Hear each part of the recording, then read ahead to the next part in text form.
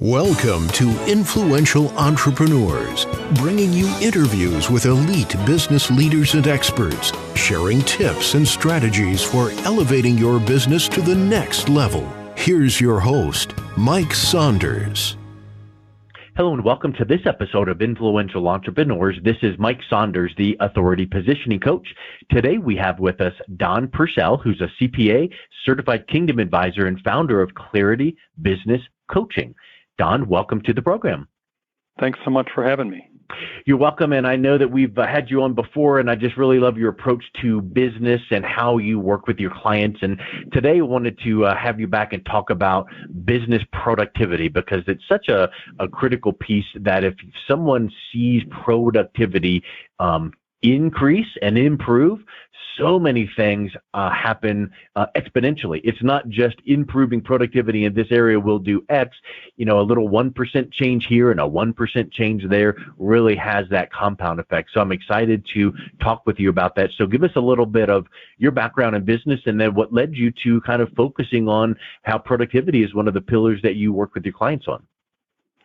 Well, I've always been interested in productivity and a better way to do things.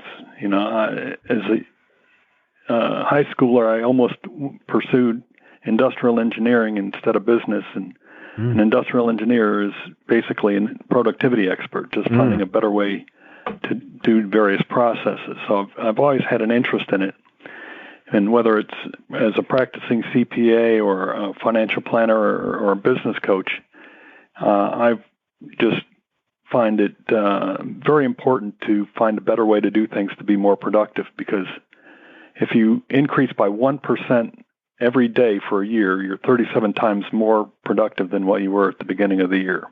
Wow. And so productivity is a key to getting better. Yeah. And, you know, people will ask, well, how do I get more productivity out of my people? And the short answer is teamwork. And a quote from Five Dysfunctions of a Team by Patrick Lencioni, I think, captures it well. It says, not finance, not strategy, not technology. It is teamwork that remains the ultimate competitive advantage, because it's so powerful and so rare. A friend of mine, the founder of a company that grew to $1 billion in annual revenue, best expressed the power of productivity when he once told me, if you could get all the people in an organization rowing in the same direction, you could dominate any industry in any market against any competition at any time. Wow. And I think that is real powerful on strengthening teamwork as a means to optimize productivity. Yeah, and that also ties in another element, which is leadership, because you might think that you're really targeted in on productivity, personal productivity. You know, as the leader, I need to be more productive doing these little things, efficiency tips, and maybe we'll touch on some of those. But when you back it up and look at it from the macro level, you know, you got to have your business unit performing more productive. Then you got to have your whole team, your whole organization. And then I love that rowing aspect. It's like, can you imagine half of a boat rowing one way, the other half the other? You're just exerting and just, right, you know, moving 1 inch one way and 1 inch right back. So yeah, that team aspect is a big piece of thinking about how to implement productivity. Right. You have some people just with their oars in the water, not doing anything, just creating a drag on progress. Yes. And, you know, to get there, you got to get everyone 100% on the same page with regard to your vision. You know, many people don't know their role in the company and how it fits in with the overall vision. So getting your leadership team, as well as every department, on the same page with regard to where you're going is essential. Yeah, and it's kind of like, you know, the vision and mission that we see on the wall on the plaque, and people walk by it all the time, or maybe it's in the conference room, or, you know, it's on our website. But if you quiz, you know, key members of the organization or, you know, your employees about the vision and mission, maybe you're going to get some different, you know, stories than what you would wish would come out. So I think dialing that in is huge. And then when you have that conversation and going, okay, well, if we're here and we want to be there ultimately, here's the gap. How do we get there? Well, we need to tighten up this and tweak that and polish up. And now that's when productivity comes in, because you've got the team aligned on the vision. They know, yep, we're all in. Let's do it. well, we can't do it if we're doing it like this, so why don't we just make this little tweak, not a 180-degree turn, because now you're expecting huge things, and maybe that's too big of a change, but a little 1% change here and a little 1% change there over time, is a really attainable goal. Right. And key to that is having the right people. In the book Good to Great by Jim Collins, he talked about the right people in the right seats. Getting the right people, that is, they fit your culture, they're in line with your vision, and in the right seats, that they get it, want it, and have the capacity to do the job. Some people get promoted to their highest level of incompetence, and you got to recognize that by making sure you have people that are on board with the vision, fit your culture, and can do the job they've been assigned. So that's 100%. That's a key part of teamwork and productivity. And, another aspect to that is running the business on hard data. A lot of people shoot from the hip and go with their gut. I've worked with a small rural country club, golf club here in Florida, and their rounds over the last 10 years are up 25%, but the revenue's down 5%. And they thought they couldn't raise prices for the longest time. They actually cut prices in the past year or two because the general manager just thought, if we raised the price too much, we wouldn't get the rounds. Yet the data showed, a consistent increase in rounds year over year. So we were able to employ a yield management software program to identify what will the market bear, and get revenue, growing again along with the rounds per year. And maybe if you notice that gap of revenue that if in the past 1 year or 2 years or whatever time frame you looked at, and you think, I need to raise it enough to close that gap and get ahead. Well, maybe you need to have that, quote unquote 1% compound effect in place, where you don't need to regain it right away. You raise it a little bit here, see what it did, and you go about it logically. But having that proof and data and a template to run on, well, then you actually, when you make this change and notice what it did, now you can look back and say, here's what we did. We need to do it a little bit different, so now we'll tweak this. But if you just shoot from the hip, like you said, you never know, how much did we raise it again, or when did we, you don't know. Well, right. That's a process. That's part of productivity, is having a process in place and knowing, kind of having that vision, that 30,000 foot vision for someone like in your situation there. You're from the outside looking in. Maybe that golf club was too close to their, to the forest to see the trees. And they thought, we'll just do this. And okay, good. We see, increase in rounds, but that doesn't matter. You can make $1 million in revenue, but if you have 1.2 million in expenses, you still got a problem. So true. And another aspect of productivity is focusing on the most important things. So many leadership teams get off track on tangents, debating letterhead instead of gross revenues. You're stomping on the ants while the elephants are walking by. Yep. So it's getting people to focus, identify the issues, and then focusing on the 1, 2, and 3 most important that have to be solved this week. And that's a key to productivity, is addressing those most important issues and resolving them so they go away forever. 100%. And making a decision and executing on that. And I was reading a book over the weekend where it was talking about the Latin root of the word decide is to cut off. So when you decide on something, you're cutting off the other paths you could have taken. You're going down this path and making this decision, and you're all in. And it's like, the Cortez burned the boats concept.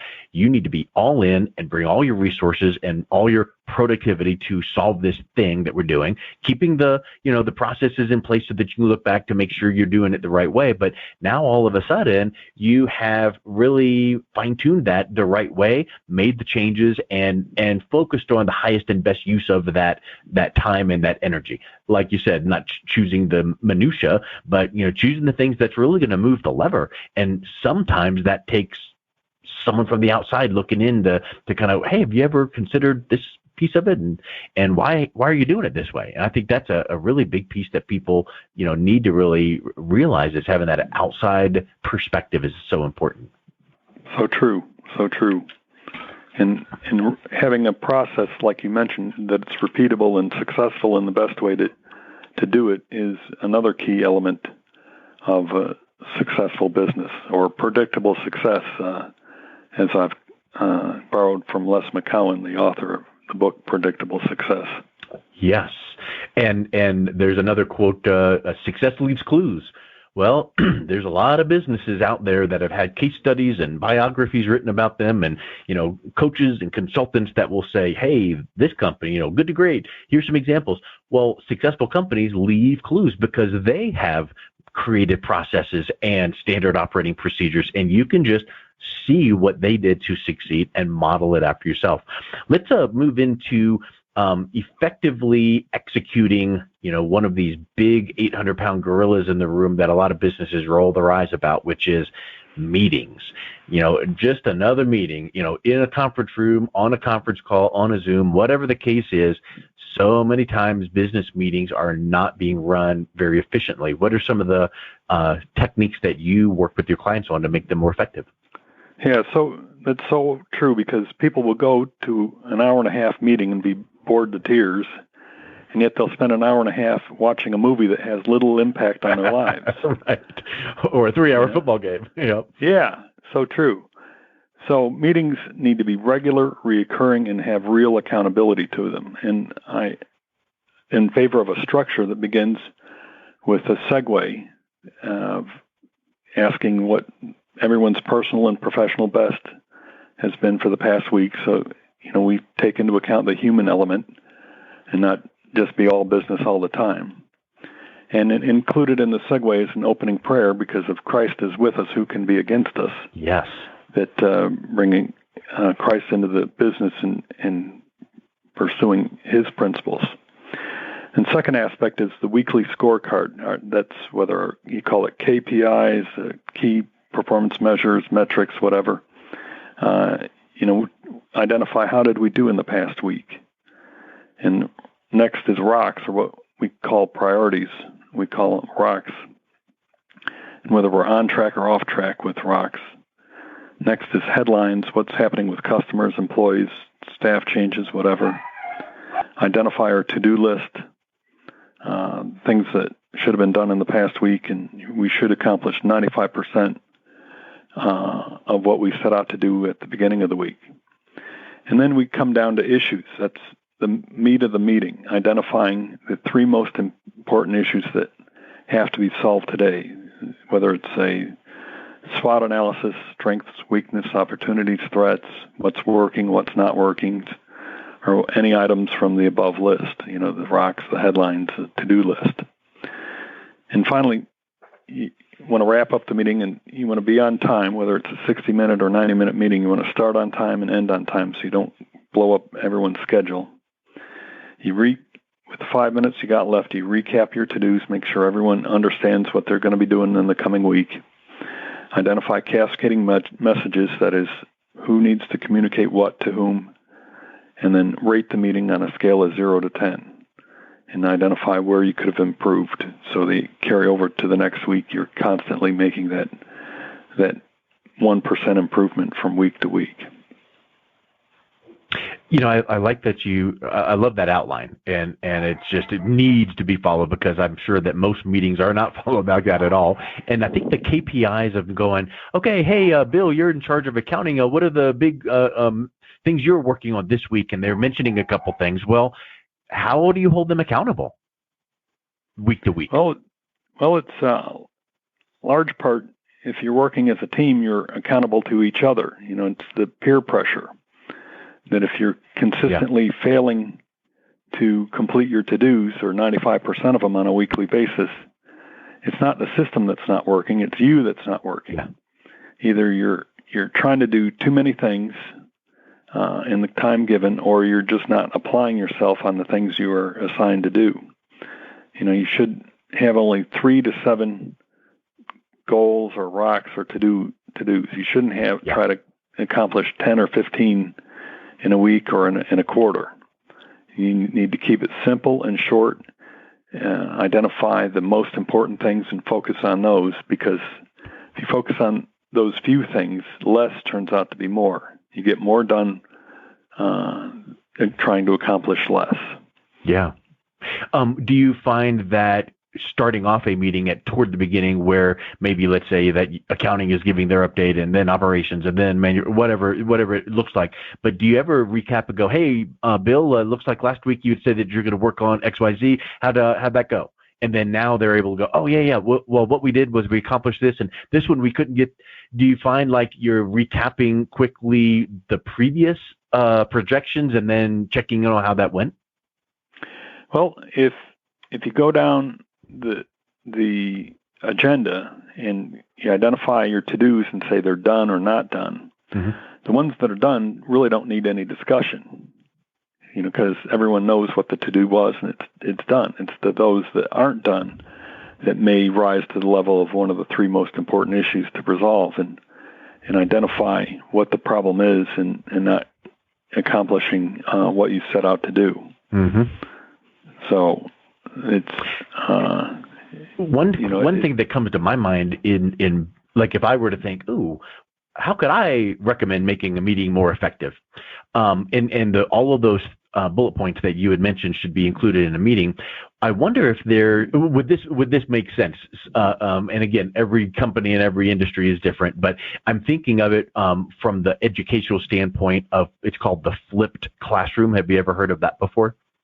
No, I'm not familiar with that term. So let's say that you're in, I don't know, high school, college, it doesn't matter. And here comes the professor and teaching on today's topic, and they lecture on that. And then the last 5 minutes, hey, what are your thoughts, and let's discuss. Well, the flipped classroom is they do a video lecture and send it out and say, please watch this before class. This is what we're going to talk about. And now everyone that watches it, you come in and now you're having a vibrant conversation. So my theory or my thinking would be, in every business meeting, there could be some 10 to 15 minutes of general announcements and updates and things like that, that what if the meeting organizer or the CEO or whoever that it was, put that out in a quick audio or a video and said, hey, before the meeting, here's the general updates. We're going to discuss some of these, so watch this first. And then it gets it all out of the way. And now you're diving right into some of the things. Are there some things similar to that would help make the meetings move along quicker and not drag along?